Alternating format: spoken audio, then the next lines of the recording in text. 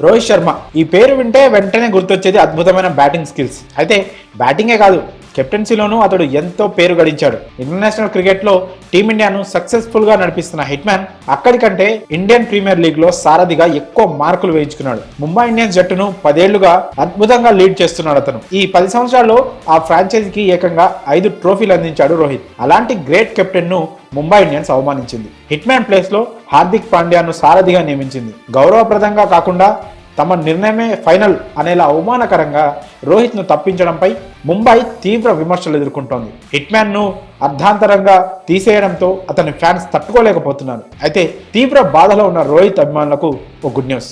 ఐపీఎల్లో Mumbai Indians captaincy నుంచి తొలగించడంతో నిరాశలో ఉన్న హిట్ మ్యాన్ ఫ్యాన్స్ కు అదిరిపోయే శుభవార్త.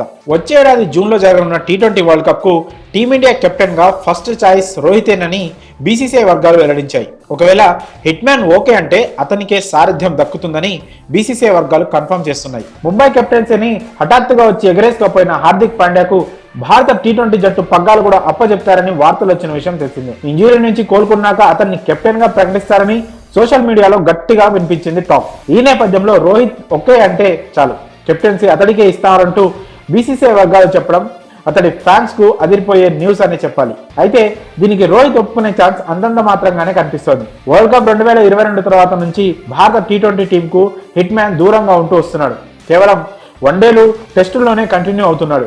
వన్డేల్లో ప్రపంచ కప్ నెగ్గాలనే ఉద్దేశంతో పూర్తిగా దాని మీదే ఫోకస్ చేశాడు. అందుకోసం బ్యాట్స్మెన్ గా కెప్టెన్ గా తన 100% ఎఫర్ట్ పెట్టాడు. కానీ మెగా టోర్నీలో అద్భుతంగా ఆడుతూ ఫైనల్ కు చేరుకున్న రోహిత్ సేన తుది మెట్టుపై చతికిలపడి కప్పును చేజార్చుకుంది. ఈ బాధ నుంచి ఇప్పుడిప్పుడే బయటపడుతున్న హిట్ మ్యాన్ ను కెప్టెన్సీ పోస్ట్ నుంచి ముంబై తీసేయడం మరింత ఆవేదనకు గురిచేసింది. ఈ నేపథ్యంలో తక్కువ గ్యాప్ లోనే జరుగుతున్న టీ20 వరల్డ్ కప్ లో టీం ను లీడ్ చేసేందుకు అతడు ఒప్పుకుంటాడా లేదా కెప్టెన్సీ బాధ్యతలను ఇంకోరికి అప్పచెప్తారా అనేది త్వరలో తేలనుంది. కానీ ముంబైలో కాకుండా కెప్టెన్సీ అంశాన్ని రోహిత్కే వదిలేయాలని అనుకున్న బీసీసీఐని మెచ్చుకోక తప్పదు. రోహిత్ ఓకే అంటే అతడికే కెప్టెన్సీ అని బీసీసీఐ వర్గాలు చెప్పడంపై మీ అభిప్రాయం కామెంట్స్ రూపంలో తెలియజేయండి.